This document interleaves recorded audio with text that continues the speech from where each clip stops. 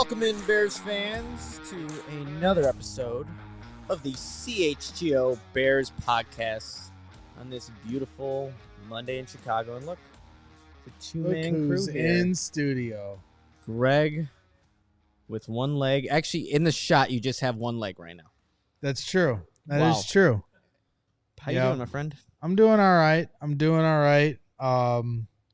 We're making it through. I'll find out more results here this week, but couldn't spend another damn day sitting in my basement. Especially in summertime, it's miserable. It sucks. I got out for the 4th. Mm-hmm. I jumped in. We were in the pool, just kind of hanging out, taking in the sun yesterday. So I'm not completely held captive, but it's nice to finally get back into the office. I almost came the way like Michael Scott showed up when he burned his foot on the George Foreman grill, and I was gonna like bubble wrap my whole leg. See, I was thinking similar office thing. Remember when Stanley has his heart attack? I was gonna be real quiet, and real gentle with my voice when he walked in. How you doing? That's Rex? what Carm needs when I'm around him, because it starts beeping as I get closer to him. Carm will return tomorrow. He's coming back from Wimbledon. Oh, he's actually coming back. He Yeah, looks like he's having a great time over there, growing a beard. Not completely confirmed. We might have to pull him from London when we go there in October. There's no guarantee he'll come back the next time we go to London. So see what ends up happening. Yes. Greg, we actually, for this Monday edition of CHGO Bears, we have a lot to talk about. And, with every, I think, Bears topic usually starts with Caleb Williams in some form or fashion. Yeah. And I just want to ask the chat real quick, with Caleb Williams, Rome Odunze, there's a common denominator between the two. One, they're going to be the 1-2 duo, the greatest 1-2 duo in Bears history. But also, they haven't quite signed their rookie contracts yet. Right. Is anybody in the chat worried about that? Just curious. You're starting to see it build a little bit. Yeah. Bears fans have been funny, and I saw Windy City Productions, who does a great job on Bears Twitter, putting out the hype videos, and does great work in his own right. But he mentioned, this has been such a weird last couple months through the fighting between should they keep Fields or get rid of him. And now here, since OTAs, essentially, there really hasn't been any drama amongst Bears fans. And if you follow Bears fans close enough, especially on social media, there's always some kind of drama that we stir up and we get upset about. And so this one with the rookie contracts not being signed, there's been a smattering, but not to the level that it's reached any kind of drama or, people overreacting or panicking yet. Now, a week from today, next Monday, where you're only a couple days from reporting, rookies report earlier than vets, then I think it will start to build. So it'll be interesting, but yeah, no drama right now, and Bears fans are just living in positivity. So I don't think anybody's overly concerned at this point. Yeah, and the big thing, obviously I think we all anticipate that Caleb will sign that rookie contract. Same with Rome, because rookies who are, holding out, they won't be able to participate in training camp if you don't sign that contract. You can do all the off-season stuff, the mini camps, things like that. But if you don't have that contract signed by the time training camp rolls around, you cannot participate. But I don't think that's going to be the case with Caleb and Fred. And what I've heard, there isn't a concern that he won't sign.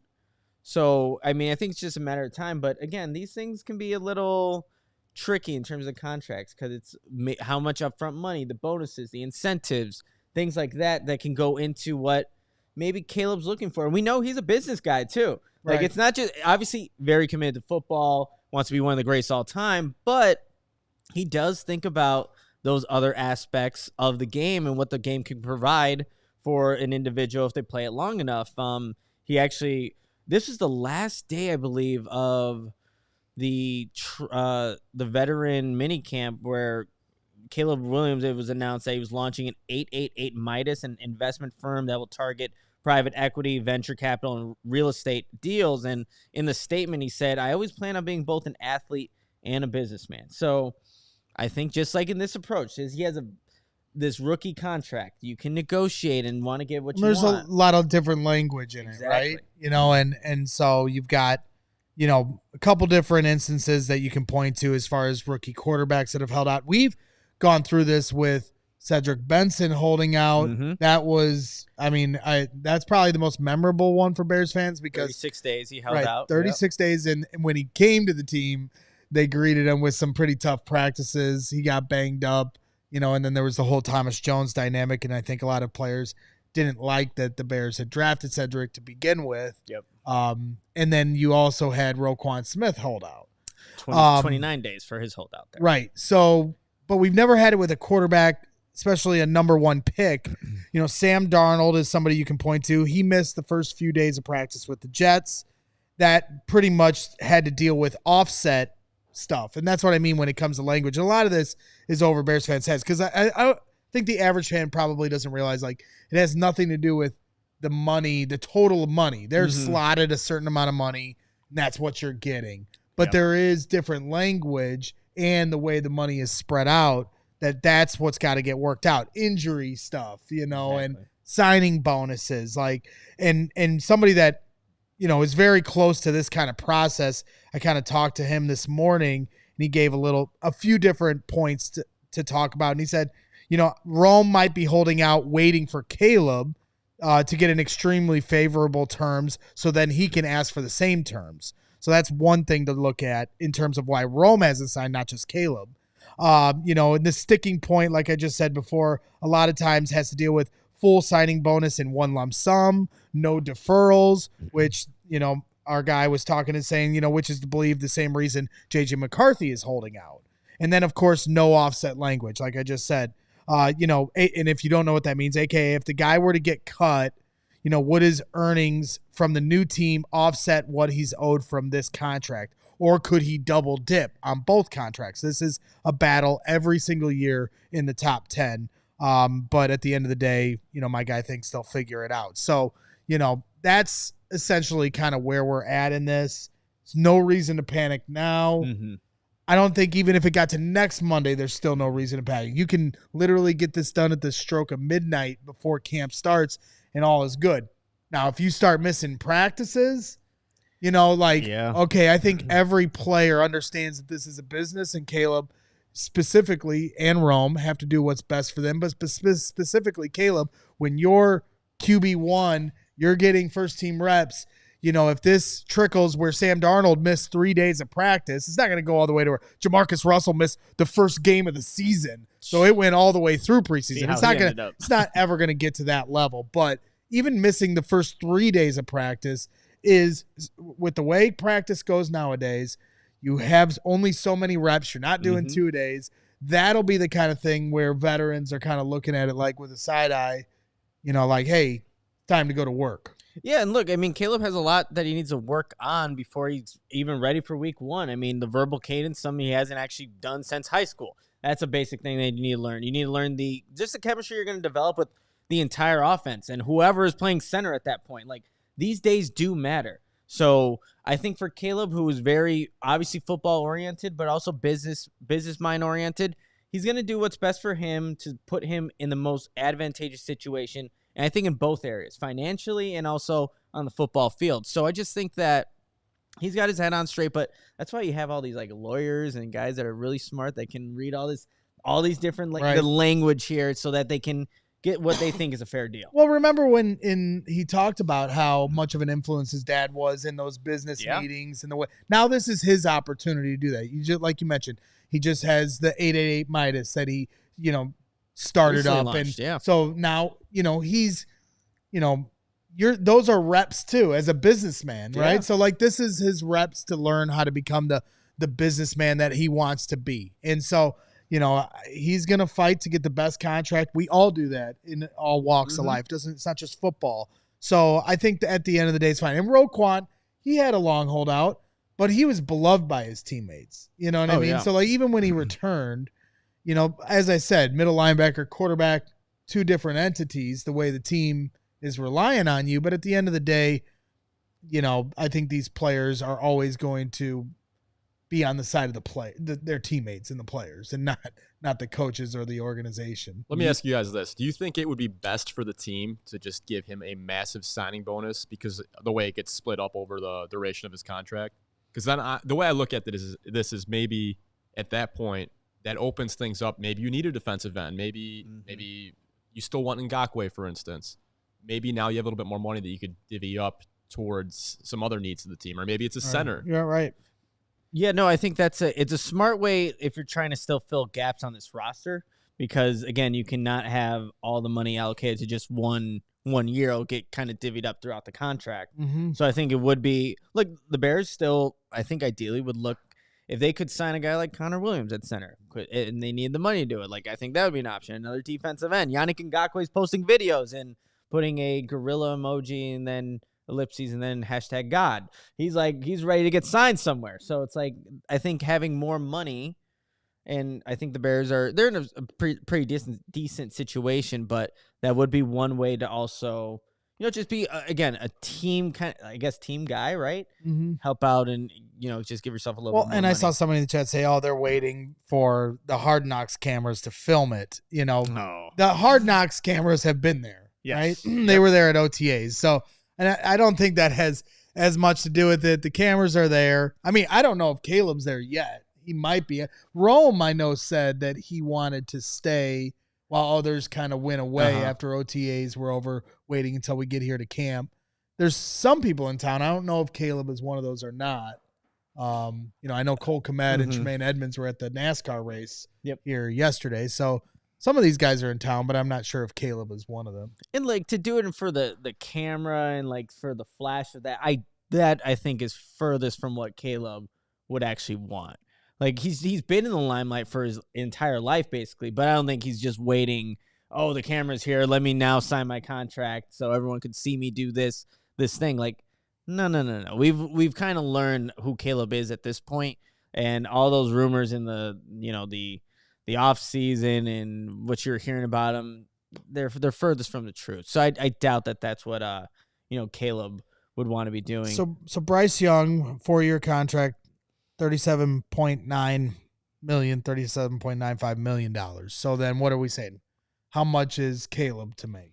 Do we know the exact number? Yeah, so CBS's Joel Corey actually did an article projecting some of these first-round draft picks. And for Caleb Williams, they have the total 4-year contract at $39,486,057. Very specific there on the numbers. So it's about, more or less a $2 million jump than Bryce Young did. And again, when the cap keeps going up, you're going to see more money go to these number one overall, but in the first round draft picks. So I get it. He's trying to get every single dollar, as you should, because an NFL career is not guaranteed by any means to be a very long career. So you got to make the most of it when you have it. Yep. Drew Black has in the chat, when is CHGO allowed back at training camp? Next week or the week after? Well, like I said, Carm returns to the studio tomorrow. Hogue returns next week from his vacation. And then Friday is when players report. You got day, yeah. Not this Friday, but next Friday. 19th? What is that? The 19th. We'll be at Hallis Hall, and then there's practices closed to the public that weekend, which we'll be at every single one, and we'll be breaking down what we saw at every camp. And then in terms of when they allow me at training camp, we'll find out. I'm excited to get there, though. I know our tickets go on sale tomorrow. That's big, to the public. Those at 10 a.m. So make sure you're ready for that as well. If you're trying to get to Hallis Hall to see open practices for the fans, tickets go on sale tomorrow at 10 a.m. So, like I said, between the contract stuff and training camp getting started, it is a funny time with fans that everything's just pure bliss. There's no negativity in Bears Nation right now. So maybe we shouldn't talk about it and just bask in it for a minute, because there's very few moments in Bears Nation where it's drama free. Yeah, we don't get enough of that. But we're going to put a wrap on the contract and when Caleb will actually sign his and Rome Odunze as well. But before we get into talking about maybe some first-time Pro Bowlers for the Bears, to tell you about a couple of partners. First, I have to tell you about CIRCA Sportsbook. They have tight money line splits and a low hold model. Games will strive to be a -110 split on the CIRCA Sports menu, unlike other sportsbooks, which may use a -115 or even -120 split. CIRCA Sports keeps as little money as possible on large market bets, especially compared to some of those other books. And they have high app limits / transparency. CIRCA Sports does not limit players based on their winnings. Every player has the same limits, unlike other books who do not limit winning players. We encourage bettors to download and explore all those sports betting apps available. Compare the lines from each sportsbook you'll see for yourselves. And then the CIRCA customer service. They are the best. They are real people behind the CIRCA Sports brand who resolve issues in a timely fashion. Unlike other sportsbooks who use chatbots, and all aspects of the app are being run by the same team that runs the main CIRCA Sportsbook at CIRCA Resort and Casino in Las Vegas. So download the CIRCA Sports Illinois app at circasports.com/Illinois-app to sign up today. Also, be on the lookout for CIRCA events, watch parties, and tailgates. They're always with us at the Cubs Friday 120 clubs. If you or someone you know has a gambling problem, call 1-800-GAMBLER, 1-800-426-2537. Text GAMB to 833-234 or visit areyoureallywinning.com. Always winning with CIRCA Sports, and you can also win with our guys over at ComEd. It's getting easier for businesses to switch to electric vehicles. That's something we can all get behind for the health of the planet and the well-being of all of us who share it. That's right, Greg. The electric grid is evolving to meet your cleaner energy needs as we all move with confidence towards an electric tomorrow. Whether you have one delivery van or a whole fleet of shipping trucks, ComEd can help guide you to make the changes that make sense. Yep. So what should business owners do there, Nick? I got you, Greg. They can go to ComEd.com/clean to learn more about the resources, fleet rebates, and infrastructure incentives available to help businesses go electric. If you own a business, don't wait. Start making your plan today to switch to electric vehicles. Good for business, good for the planet, good for all of us. Go to ComEd.com/clean. Did you say ComEd.com/clean? I sure did. Go now and see how going electric connects us to a better way of doing business and a better future for generations to come. Oh, yeah. Can't wait for those generations to come. Those generations will know the greatness of Caleb Williams and the Chicago Bears, who are here to save us here in Chicago. I mean, did you see that graphic of all the losing we've endured? Oh my here? God, yeah. It's the I think Sylvie was the one to kind of bring this to the forefront for everybody, pointing out that this is like the losingest year in Chicago sports history. I think it was a 379 win percentage. 379 combined winnings percentage. That Very good, awful. Steven. Bears being probably the best, 7-10, but last in the NFC North at 7-10. Bulls 39-43, fourth in the Central Division. Cubs 41-48, last in the NL Central. Blackhawks 23-53 with 6 ties, last in the Central Division, and the White Sox 25-64, last in the AL Central. We are in the dark days of Chicago sports, and only it's like, you know, in Star Wars, like, help us, Caleb Williams. You are our only hope. You know, seriously. Man, I mean, I guess you don't. You can watch in each individual season how it all plays out and then not realize how bad it really is until then you say it right there, Greg. But it's time for one of these teams to start making some change, and hopefully it is Caleb Williams, these Chicago Bears. And, you know, that would be just a nice, bright ray of sunshine for one of these teams. I mean, I think they're the closest, right? They have to be. They better be. If they're not, like I said, I'm leaving. I don't know where I'm going. I'm just leaving. Right. So where are you going to go? I don't know yet. But it's not going to get to that point. It's not going to get to that point, Greg, because this team, I think, is one that a lot of people can agree is ascending. And we're here to talk about who can be actually like first-time Pro Bowlers on this team, because there is potential for a lot of guys. Right. We did get some all-star announcements yesterday, right, with baseball. Shota, Imanaga for the Cubs and Garrett Crochet for the White Sox. Maybe they just did that, you know, as a consolation prize. Every team has to have a representative. But I think he couldn't even Shota start that game, Garrett Crochet. Yeah. Like, that's how good he's been. And Shota in his own right, if you take away his 2 bad starts, his ERA is like 191. Yeah, I think they probably would have earned it regardless of the every team mandatory. So, yeah, it did get us thinking a little bit of who's going to be the all-stars or Pro Bowlers here for the Bears potentially this season. How many Pro Bowlers did we have last year? So in 2023, you had Montez Sweat and Jalen Johnson.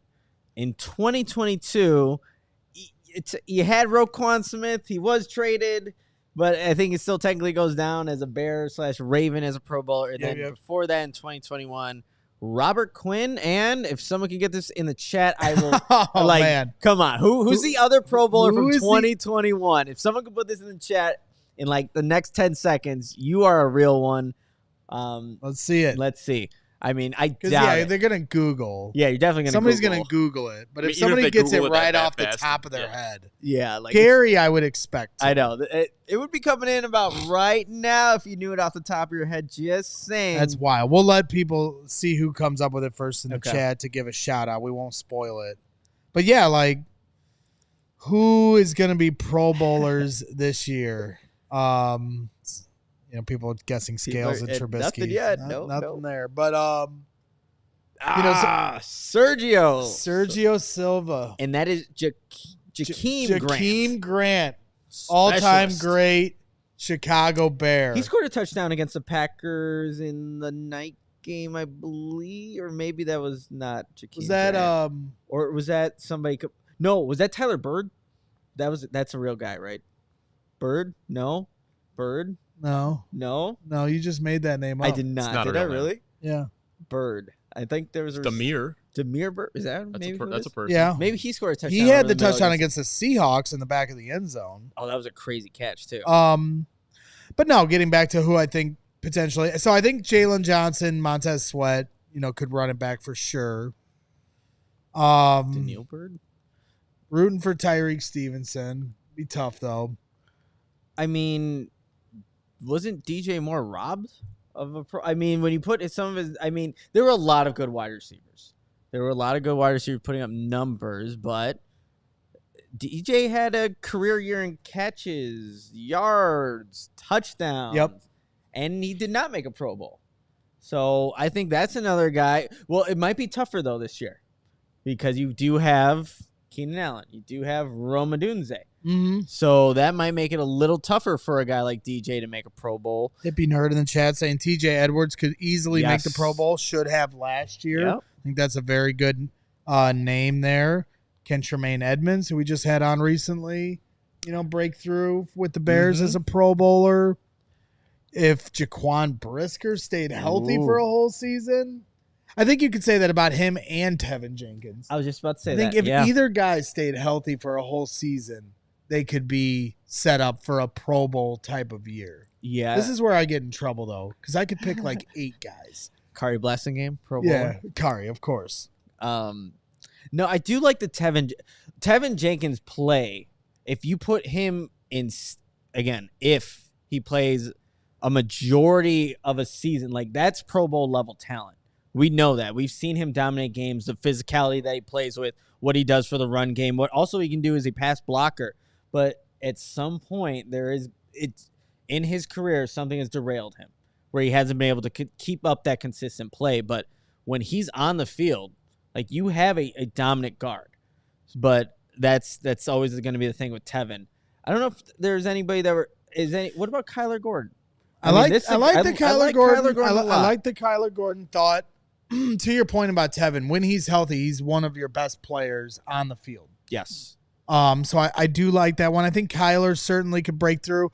The one statement I made last year was, if you're not going to take the top defensive tackle available, a 3 technique, and pass on that and take Darnell Wright, then if you're going to take a right tackle in the top 10, then he eventually better be one of the top right tackles in the league. And I do think Darnell Wright is trending in the right direction. I think he showed more than enough last year to have you excited about his future as a Bear.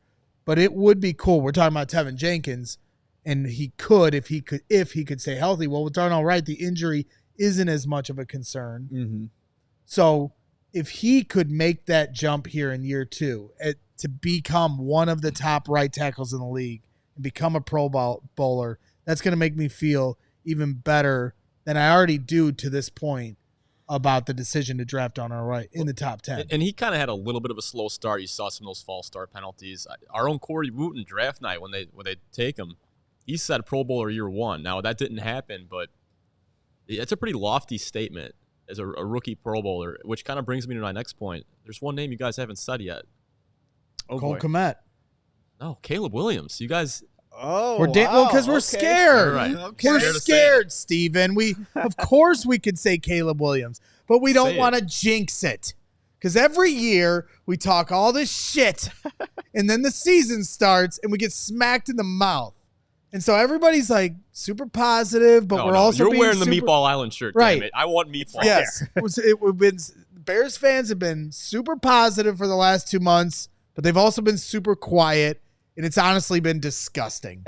Normally, we are swearing at anyone that doubts us. We're writing all sorts of checks that then the team has to cash. And then when the season starts, 3 games into the year, we want to fire everyone, bench everyone, hellfire and brimstone, and the Packers fans are laughing at us. But not this year. This year, we are going to keep our mouths shut. Silent assassins. Until the season starts. We're not going to get overhyped. We're going to have a calming confidence about ourselves. We're going to walk into the season and do what we haven't done the last few years and not let us down and actually live up to some kind of expectation. Greg, I'm going to call you on your bullshit right now, because as soon as the first training camp practice ends and Caleb lights it up, my God, it's going to be amazing. It's going to be great to watch. It's going to be fun to watch. It was like, who's going to mess with the Bears? Right. It's going to be fun. We're all kind of at like 10 wins for the season, essentially. Yeah. And every day of practice, like how many wins will I have it up to by the end of camp? And then will Carm, who's always the cynical one, have it like whittled down? Like I think that's kind of where you find the gauge. Find that balance. Because like last year at camp, every day that passed, I get more and more excited. I'm just so excited to be natural. there. Yeah. Every positive play, I just take too much from it. Then you turn around and Carm's like, this team sucks. Yeah, exactly. And he's like giving you shit about being too excited. And so you have to find that middle. So he correctly predicted them to win 7 games. Yeah. Kudos to him. And so we all said like 9 or 10 or whatever. Mm-hmm. So you're like trying to find that happy medium. So we all, when the schedule release came out, said around 10 wins. But the line's probably going to move up as camp and preseason unfold. It's our natural state of being as Bears fans. We get too excited every offseason. Well, we just read off how this was one of the worst statistical years in Chicago sports history. We need to have something to look forward to, and training camp provides that hope, that maybe dream that the Bears can actually have a good season. And they do have legit players on this team.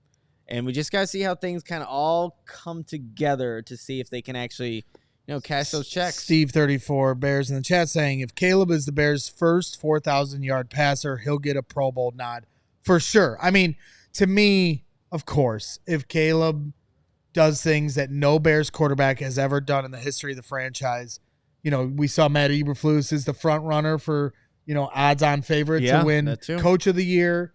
Like, all of these things go hand in hand. If Caleb Williams is able to do things that no quarterback has ever done statistically for the Bears, he'll get Rookie of the Year. He'll get a Pro Bowl nod. Eberflus will get Coach of the Year. Ryan Poles will get Executive of the Year. That, like, all of those things kind of just work together. I don't know if Caleb even has to go for 4,000 yards to get named to the Pro Bowl, because we saw Trubisky do it with less. Oh, yeah. And Caleb is. Yeah, I mean, that's kind of the outlier. Too, the NFC, though, too. Like, you're thinking about the quarterbacks that are going to be at the top of that list. I mean, what you would think maybe like Dak Prescott after a good year, Jalen Hurts, Jordan Love, Jared Goff. Okay, so I mean, there's a couple of guys that you would have to actually, obviously compete with to get to that. Right, and to your point, Stephen, about Trubisky making it. Well, you become an alternate. So, like, I think in this discussion, the way we're framing it is essentially they didn't make it as an alternate. They were the clear-cut guy. Like, because it's gotten a little watered down a little bit. At the end of the day, once they make it, we're like, hey, he was a Pro Bowler. We use that as our ammo the next offseason. But just for the sake of this discussion, just to kind of lay the groundwork correctly, I think saying that not as an alternate, but as, a legit Pro Bowler. But we got a guy that potentially could become a Pro Bowler that we want to talk about after the break.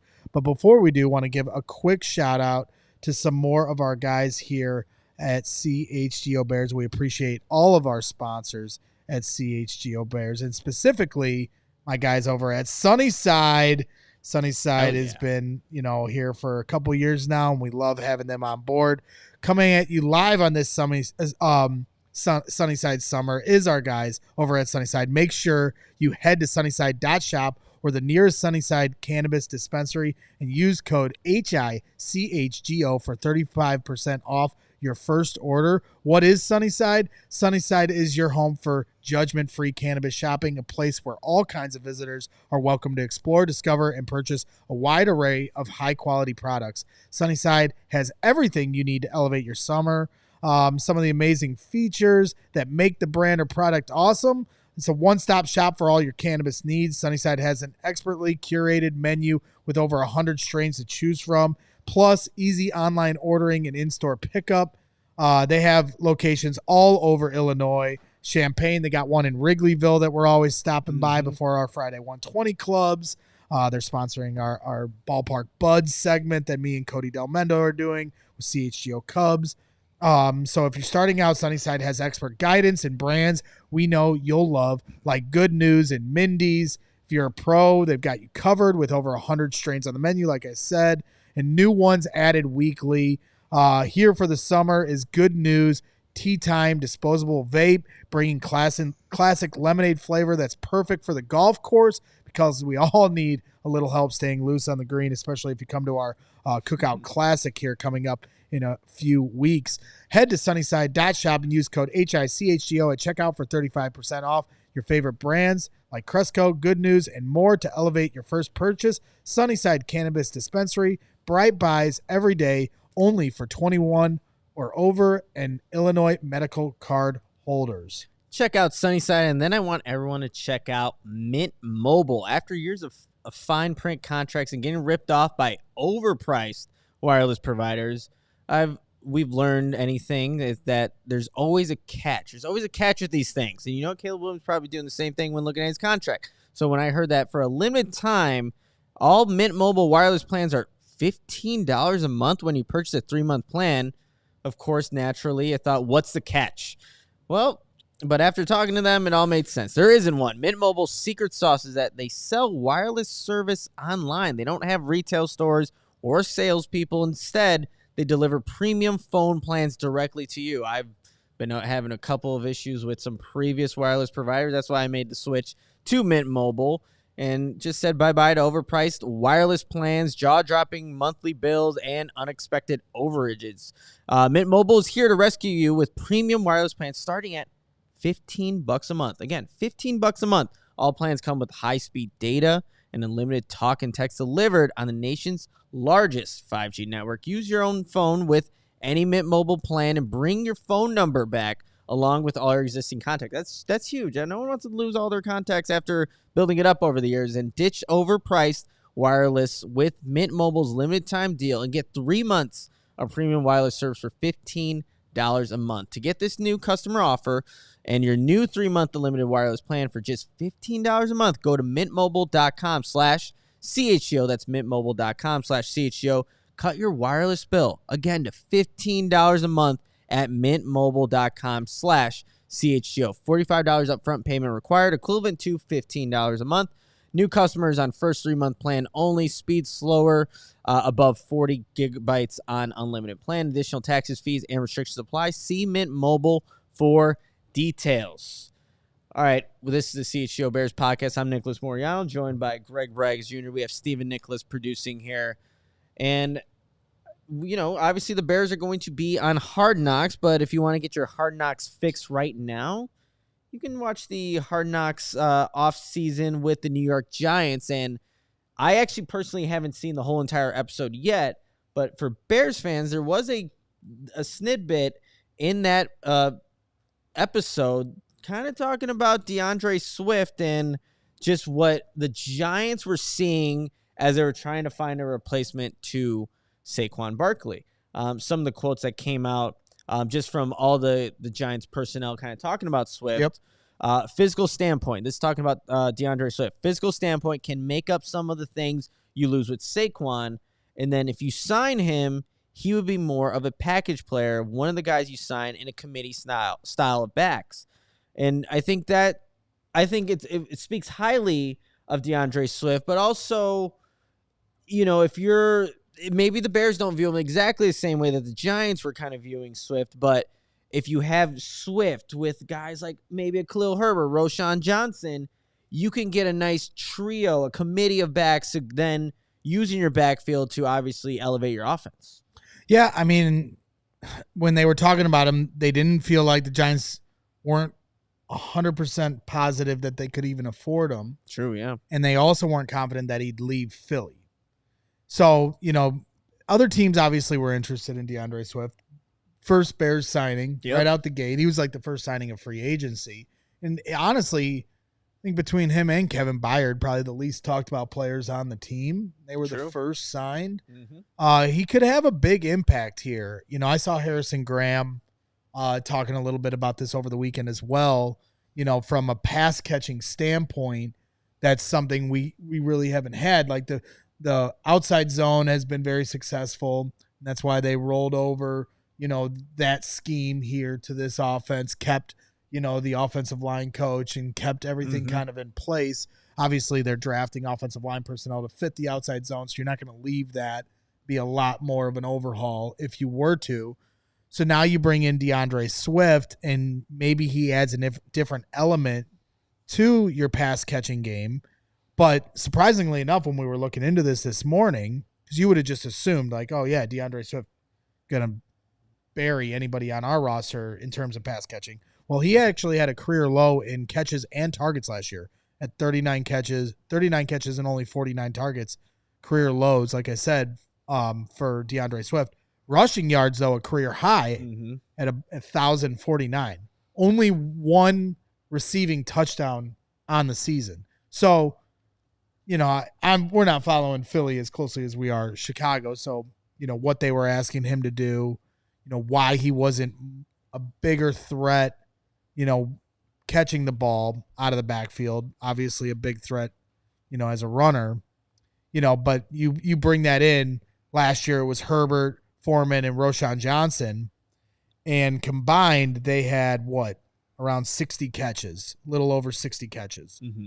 The thing that was surprising, Nick, when we were talking about this, is Roschon Johnson with 34 catches last year for only 209 yards, 6.1 yards per catch. But still, I wouldn't consider Roschon Johnson a pass-catching threat the way DeAndre Swift is, right? Yeah, no doubt. And I wonder, too, how many of those catches maybe came on third down? Because when I think of, what back might be on the field when you need him in an obvious passing situation, I would almost think that Roschon would be the guy that's not guaranteed to be out there, but gives you the most likelihood to make that play successful just because of what he can do as a blocker.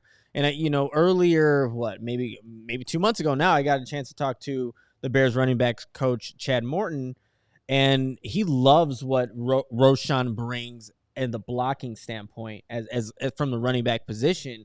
He allows you to still operate your offense the way you want to and not be a liability that we've seen at times from guys like Khalil Herbert and previous backs as well. So I think another year being in that role will only expand the opportunities that Roschon Johnson will be able to have as a pass catcher. But to answer your question, though, Greg, when you look at them stylistically, I mean, DeAndre Swift is different in terms of how he can move, how he can break in terms of cuts and things like that. He ran a wheel route in one of the practices where Keenan Allen actually threw the pass to DeAndre Swift down the right sideline. Really? Oh, yeah. This was a Caleb Williams throw to the left, Keenan Allen, then Keenan Allen throws it back right to DeAndre Swift. How was the spiral?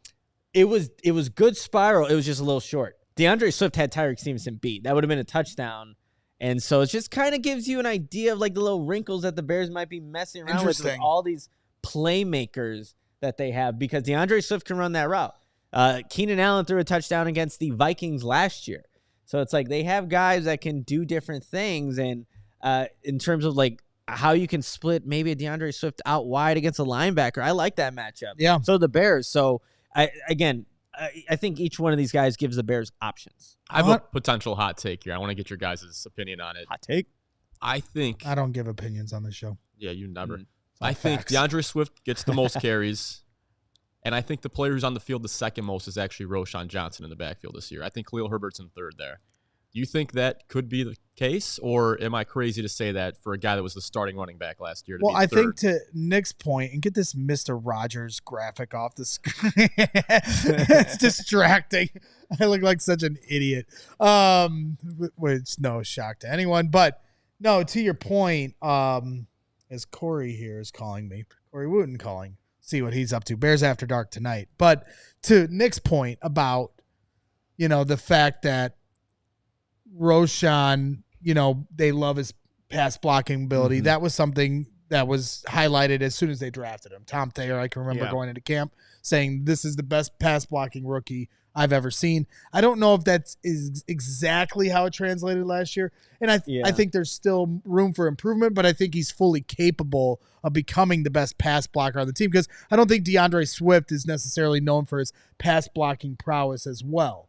So to your point, Steven, I absolutely think that while Khalil Herbert is very talented, and I've loved him from the day he showed up at camp as a guy that could surprise, and he's proven me right as far as his ability to contribute on this roster, signing DeAndre Swift to the money they did and the role he's going to play, the trust they have in Roschon Johnson on third down as a pass blocker, who also had, what did we say, how many catches? 34 catches out of the backfield. So somebody you can trust if you do call an audible to split wide, make a catch, or run through something, or be, responsible for picking up a blitzer. He can do those three roles. So Khalil Herbert all of a sudden becomes the backup to what DeAndre Swift's role is. Exactly. You got the dash and you got the smash, and right now that's DeAndre Swift and Roschon Johnson, and Khalil Herbert fits in when those extra carries are needed. Dash and smash. Wasn't it Thunder and Lightning with Jordan Howard and Tariq Cohen? We always try to come up with these nicknames for our dual backs. Even before that, with some of the backs we brought in from like Minnesota and Detroit. Oh, yeah. Whose names have eluded me now. And we always thought that each back we brought in, like Chester Taylor. Oh, Chester right? Taylor, sorry. Yeah. Then we brought in from the Lions, whatever. I could do this all day. But every backup running back we bring in from, a lot of times it's a division rival. We think they're going to be good, and then they end up not being good here every time. Yeah. But I do think DeAndre Swift as the starting back will be a good signing here for the Bears this year. And I think, did you bring up, like, through what, Shane Waldron, the capabilities, at least from what we saw with what Shane's doing? Yeah, like, obviously with him being the offensive coordinator here, just kind of looking, what did those backs do? You had a veteran, Kenneth Walker, and then Zach Charbonnet was a rookie there in 2023. Kenneth Walker, 29 receptions, 37 targets, 259 yards, and a touchdown through the air. And then Zach Charbonnet, 33 receptions, 40 targets, 209 yards, no touchdowns. And again, speaking with Chad Morton, who was in Seattle as a running backs coach there, he really liked how Zach Charbonnet was adapting to, and I'm going to be doing an article on this little sneak behind the curtain here. There we go. But like they're going to be utilizing a different blocking technique this year in Chicago that you don't normally see traditionally around the league. And something that got Zach Charbonnet on the field in Seattle was a way that he adapted to this new blocking technique. Usually, even in like high school, you chop your feet and you throw your hands up. You're trying to hit pads and try to strike the opposing defensive player. Mm-hmm. That's not what the Bears are going to be technically doing this year. And they're kind of adapting to this new technique where they're almost going to catch the opposing defensive player and throw them.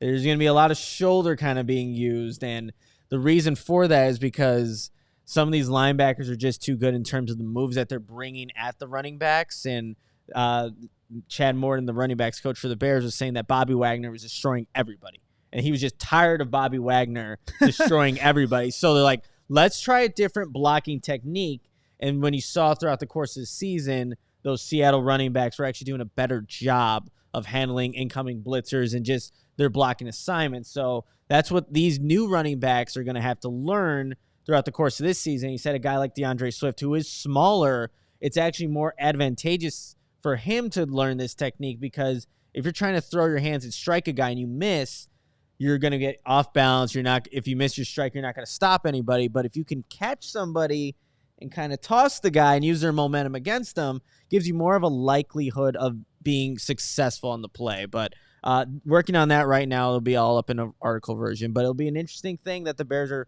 working into their offense this season. 100%. Yeah, it'll be interesting because we know that Shane Waldron likes to utilize his tight ends. Yeah. We got 2 tight ends here with Cole Kmet and Gerald Everett, pass-catching tight ends. I mean, Cole certainly holds his own blocking. I'm For sure. not sure of Gerald Everett's blocking prowess as a tight end, and then we'll find that out here soon enough, with the Bears. But I know Cole Kmet can get the job done as a blocker. Very underappreciated, I think, in his role in that regard. So it'll just be interesting to see. I mean, you just have so many options, right? You do. When we're talking about DeAndre Swift, we're talking about the running back room. Obviously, we've talked ad nauseum about this wide receiver room, tight ends. There's just so many different options that Shane Waldron has to get creative in terms of the looks they're giving defenses. And it's going to be exciting to watch. It's going to be exciting to see it all kind of come together at training camp, see some of the different ideas. I like your little snidbit here of the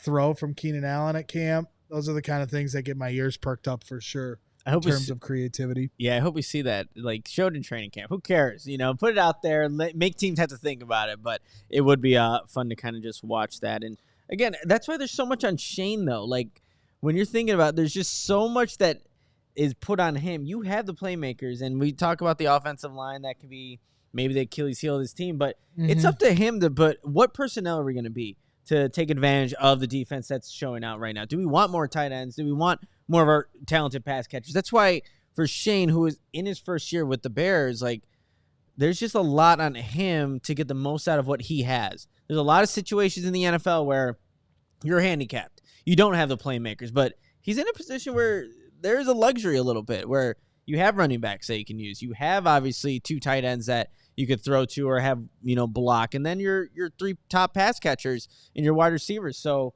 it is a nice luxury to have, but it also brings a lot of pressure for Shane Waldron and how he's just going to handle everything and utilize those guys. Kevin Jones was the running back from the Lions. Kevin Jones. Throwback. Yeah. And then somebody brought up in the chat, Run DMC with Mike Davis. Yes. It was a great nickname. The trio didn't exactly work out. I mean, they were solid. I feel like Mike Davis was one of those that we thought was going to be so much better. Not to say he was bad, but just so much better than he was. Oh, I know. Dude had the biggest legs, too. Just tree trunk legs. Kevin Jones, man, when did he even play? When they 2008. When they needed him, though, he'd played. And Deontay Foreman was kind of the same thing when they brought him here. When they asked him to be the starter, he got the job done. Edward Elric is asking, will there be a Kickoff Classic golf outing this year? We are running it back, at Cog Hill. Are we calling it the Kickoff Classic? That's what we called it last year, yeah. Is that what it's called? Okay, just making sure because we got the Cookout. Yeah. Is that the Cookout Classic? Cookout Classic, July 22nd. Cookout Classic, 2 weeks. Still sign up. Still can sign up to come to that. Somebody can carry me around the golf course. July 22nd at St. Andrews Golf and Country Club. If you go to chgo.com/events, you can still sign up. Presented by Miller Lite, CIRCA Sports, Penrose Seltzer, Shady Rays, Whirly Ball, the whole bit. Big Drive Energy, our guys over at DMVR. Spencer's going to be coming out. So we're really excited for that. Make sure you sign up. The whole crew is going to be out there. I'll be out there limping around, crying. So, but it's going to be a lot of fun. And then, yes, we will be at Cocktail. We've announced that event as well. Yeah. So if you go to allchgo.com/events, get your tickets. If you become a diehard, you can get a discount on that event. You get discounts on our upcoming tailgates. A lot of people have been messaging me about the tailgates. Yes, those are going down as well. So a lot of cool things in store here coming up, and it's only a few days away, man. I mean, we are less than 2 weeks away. 2 weeks from right now, we'll be talking about a practice that just took place. Oh my God, it's gonna be great to actually, real substance, right? People want to know about the training camps and who's winning the day, who's losing the day, all these things. Well, to that point, Eric Harshberger has a super chat he's asking about training camp. saying, you guys have any info on Bears Family Fest? I wasn't here. I was on vacation when they announced the training camp schedule. And I get excited every year when the training camp schedule releases. You know, I do miss the days of Bourbonnais. It is cool to go to Hallis Hall. Mm-hmm. For most of us, it is a trek to get out to Lake Forest unless you live that way. But it is cool to go on the Bears campus and watch practice from their facilities. Nothing will ever top Bourbonnais, in my opinion, even though it was in the middle of nowhere. But I will say this year when the schedule came out, the first thing that stood out to me was the fact that they aren't having a Family Fest. Yeah. And that to me was really disappointing because that was always an opportunity to have a practice training camp event at Soldier Field. Tickets were free to purchase. You know, it's a 60,000 seated stadium. So as many people that want to come could come. You know, it's in the city. So if people can't take their families all the way to Lake Forest, they could at least go to Soldier Field. And it was another opportunity. Like for me, I'm not going to take my daughter to a Bears game. She's too young for that. Mm-hmm. You know, maybe a preseason game. And then in terms of affordability, let's say you have a family with 4 kids. You're not going to take them to a game. It's a lot of hassle. It's expensive. Yeah. And to me, Family Fest and the training camp opportunity was a way for fans with families to bring their kids. And it's more of a leisure event. You don't have crazy meatballs hammered trying to get into the South Gate and stuff. So, you know, I understand with the Hall of Fame game that their schedule is going to be a little different here, but at the same time, it was disappointing to see that. It also was disappointing. Only 9 open practices. It feels like every year that number goes down. Mm-hmm. So I thought maybe this year there'd be more because of everything kind of going on. The extra week because the Bears play in the Hall of Fame game. So I thought there'd be more open practices. And I honestly think there's less than last year. And the other aspect of it too is typically when training camp starts, the first open practices are the first weekend. Mm-hmm. And the first open practices for the fans this year isn't until like the 26th, the 5th practice in, 6th practice in. The 26th, Friday. So, you know, all those things I think from a fan standpoint, I think are disappointing. Ultimately, you know, if you're able to get a ticket tomorrow, once again, they go on sale at 10 a.m. Then, and I say sale, but they're free. You just have to get them the same way you would purchase tickets for, you know, an event that's dropping. You don't have to pay for these. Gary's saying it's the same number as last year. I don't know. More. It feels like it goes down every year. Now, we had 9 if he's saying it's the same as last year, 9 open practices. There's also what they have is community days, which are for basically season ticket holders. Mm-hmm. And then last year we also had the 2 practices in Indianapolis, the joint practices, which were awesome. So this year there's only one. One joint practice, but it's in Hallis Hall, and it's with Cincinnati and Joe Burrow. Like last year, it was cool to see Anthony Richardson, but this year to see Joe Burrow and the Bengals, a team that's been to the Super Bowl recently, come to Hallis Hall and then play in a preseason game. That one's gonna and that's the final open practice. Yes, yep, the final one. Close it out with a bang. Like that's gonna be a fun one. If you're just looking for matchups, how the Bears secondary matches up with all those receivers in Cincinnati, like that's something you'll be watching for. But that's gonna be a fun one. But yeah, hopefully, if you haven't been to training camp and you have an opportunity to get some of those tickets, definitely do that. Rock your CHGO gear too when you go out there. Mm-hmm. We're all open to say hi and, you know, stop by and, you know, talk some Bears with you while we're out there covering camp. It's always a fun time for all of us. And I think, Greg, if I'm not mistaken, on fields 1 and 2, from what I saw, there might be a little shade. Little canopy like type of thing over all the. Really? Yeah. That's to what protect my son from not the sun. My phone exploding from the sun. Exactly. All the tweets will be nice. Thoughtful and cool. of them. That's what I saw. Hopefully, I don't know. Can't say anything about fields 3 and 4, but that's 1 so and 2. Nice of them. So Mark will be wheeling you around. And you'll be, you know, in the canopy. Nice make sure cool. you say hi if you see us at camp. Exactly. If you see Mark, push him into, you know, garbage cans or whatever, you know, push him into the bushes, trees. If you see him walking, you know, the path, push him into the grass. Somewhere soft. I'm not saying hurt him, I'm just saying, just give him a little nudge Just over. let him know you're there, That's what you in gotta a do. physical way. In a physical manner. Physical way. Yeah. Greg, we're going to close out this show with, I think, kind of a little tribute, You but gonna sing? no. No? No. I mean, A you were tribute singing. to You were Mark? singing. No. You Yeah. were singing earlier before I was the show. singing. It's actually pretty good. Something about this studio that makes you want to sing. Yeah. Maybe when Mark's not here and singing, someone has to fill the void. And Mhm. Greg, you just stepped up right to the plate. Team player there. But, DeMar DeRozan, he's no longer a Chicago Bull. But in 3 seasons, you felt the impact that he had on the Bulls organization. One playoff He held win. his own. The team sucked. Yeah. It was for sure. the whole operation of the dream of DeRozan, Levine, Lonzo Ball, Caruso. It lasted about a month, but DeRozan did his part. Fourth quarter, it was must watch TV with DeMar DeRozan. Yep. He just knew how to close King out of the games. fourth. King of the fourth. But I wanted to kind of bring this into a Bears related topic.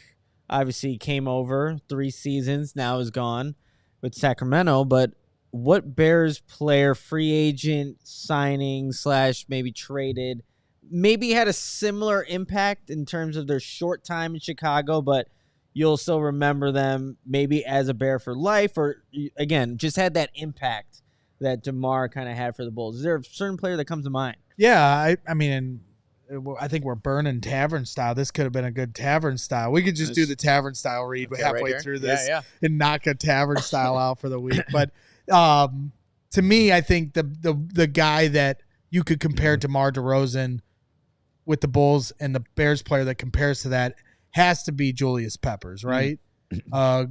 A great free agent signing, a guy that carried a certain pedigree when he came over here. Yeah. And while it didn't work out with us, with Julius and the Bears, or DeMar with the Bulls, they held up their end of the bargain. They were worth the money that they were paid to come here. And ultimately, you didn't win a championship. You didn't win a Super Bowl. And so at the end of the day, should you have gotten them or just tried to go a different route? Maybe.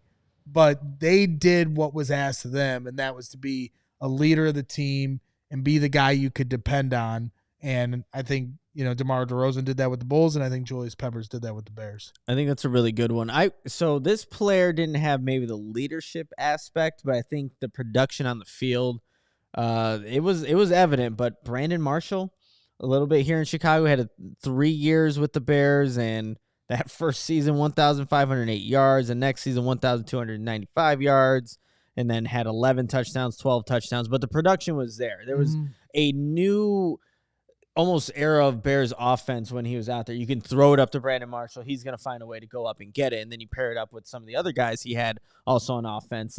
There was just an impact that he had with Jay Cutler or, McCown, whoever it was at that time. Brandon Marshall was a force. And he was a guy. He definitely was. You had to, as a defense, you had to game plan for number 15 when he was out there. Yeah, and like I saw somebody say, Bojack, Eddie Jackson. Well, we're talking to compare it. Then you're talking about a veteran free agent signing, not necessarily somebody we drafted. In comparison, I see Nino knows bringing up Thomas Jones. Yeah, that was mine. I think that is a very good comparison. That was going to be your pick. Yeah. Because he was a top 10 pick. It didn't really work out with him. I think it was the Cardinals, and there was another team he was on. It might have been the Buccaneers. Mm-hmm. And then he gets a chance to become a feature back with the Bears and just goes nuts. I mean, he was a massive part, one of the biggest parts of that offense for that. He was only on the Bears for 3 years. Similar to DeMar DeRozan. His teammates loved him. Yeah, I mean, you could pencil him in for 1,000 yards. Just lock it in every single year. Giant biceps. You can't forget that. And you just knew when he was getting the ball, you were in good hands. Mm-hmm. Yep. And to your point, Thomas Jones then left the Bears and went to the Jets and still had a good career. And now, if you want to keep with the DeMar DeRozan comparison, DeMar is now leaving to go to the Kings and will continue to have a good career. Good career. So I think that's a good one. Jim Richel says Chase Claypool. Resident Lions troll. That's a good one, Chase. Chim. I almost called you Chase Chim. I saw Gary said Adewale Agunlea. A little bit. I mean, he came from Miami, right? Mm-hmm. Came here, held up his end of the bargain. So That's a good I one. think those are good ones. Khalil Mack was here for 4 seasons, and obviously he made his impact game 1, the first half of that game. Like, it was unreal. And this tavern style is brought to you by Salerno's Pizza. When you're hitting up Salerno's, make sure you mention CHGO for 50% off your entire order. See? Look at that. Boom. Look, It's the Salerno's on Grand, to be specific. Salerno's on Grand. Make sure you mention CHGO for 50% off your pizza. See? Boom. Tavern style. Done in the middle of a Bear show. That's how we do it. We were organized today, Nick. We started on time. Great ad reads. Productive reading. Succinct. Yep. Good segments. We even knocked out a tavern style. I mean, I'm new just things saying, are happening here on CHGO Bears. Do we miss the savvy vets, Hogue and Carm? Of course. Do we need them? No, we don't. Of course we don't. Their chairs are here, though, if they ever want to come back and, fill in on the show. Yeah, for sure. We did have a couple more super chats that came in here on the back end. We appreciate everyone and their support, even Crystal, who is a Carm lifer for whatever reason. $9.99 super chat. Hey, guys, just sending love on this Monday. Keep up the great work. C-Brags, I was going to say hashtag Team Brags. Then you started telling people to attack Carm. Just kidding. All love, Brags. Bear down. Well, I mean, yes, I did tell people to attack Carm, and I don't take it back. I mean it when I say this. And I would like for everyone to follow what I say and do what I say. Especially if he's doing that London accent. Now, if he's pushing me around in a wheelchair, which I don't think I'm going to be that dramatic at camp, but we'll see. You should do it for at least one day. Like I end up having, surgery or things of that nature, and I do need somebody to push me out of a wheelchair. Mark Carman will be the person that I elect to do this, and he will have to do it. He needs to have one of those little portable fans for you too, like cold water, towel, the full service. Yes. Yeah, this sounds lovely. Yeah, so we'll make sure if that ends up being the way that it goes, that you'll be taken care of, Greg. I like it. Yeah, I like that. We have a $9.99 super chat from Big Cram. B. Marsh turnaround TD versus Green Bay till this day is my favorite Bears touchdown. Mans was such a dog, too bad he wanted to fight everyone inside the locker room. Laughing emoji. Yeah, no, that was the first when I was like talking about Brandon Marshall. That was a touchdown that I think of. I was thinking of the one, just the game against San Francisco where they had the comeback there.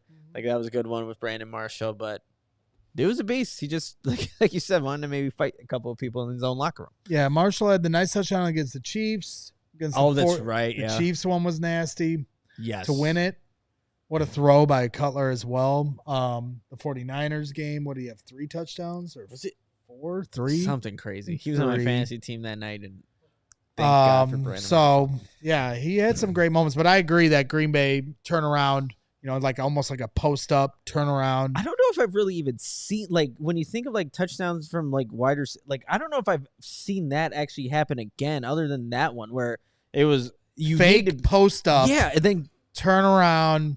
You need to be on the exact same level, like connection-wise. And him and Marshall and Jay had that. And that's what you're hoping with, Caleb and Rome. Obviously, all these guys, obviously, but, going forward, yeah. But that could very well be the kind of chemistry in the red zone with Rome. Big body. Because Rome's that big body, and Caleb's the type that's going to let you go get it. Not to say that DJ, of course, can go get it, but, Rome is 50 for 50s turning into 90-10s, 80-20s. I'm all for those kind of odds. Very favorable odds. Very favorable odds. But do we have any more super chats, or are we good here? No, that's all of them. Mark Carman returns from Wimbledon tomorrow. It's going to be exciting to hear his stories. He'll probably talk tennis in London the whole show tomorrow, and I know Skeeter's very excited for that, as we all are. Yeah, as long as he does it in Jordan voice.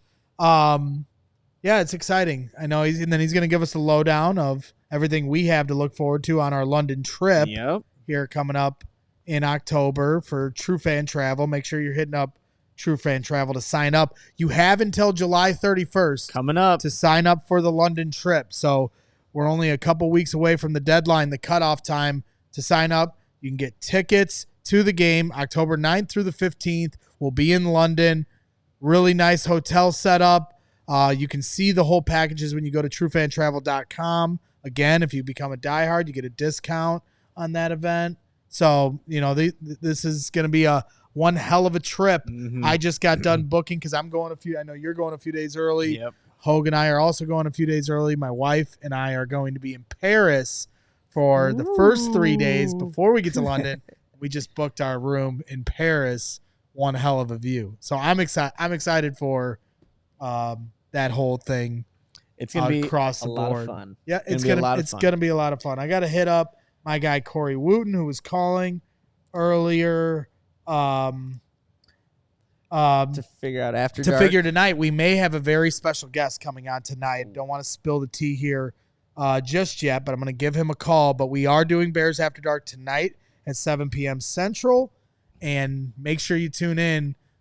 Could be a very special guest joining us, so stay tuned for that. That, my friends, is called a teaser to end the show. How do you like that? I love it, Greg. We are professionals, Nick. We are. We're running this thing. We're holding it down until the guys get back, but make sure you tune in tomorrow. We'll be back, CHGO Bears, and we'll have more Bears content for you. Adios. We all silly like the mayor.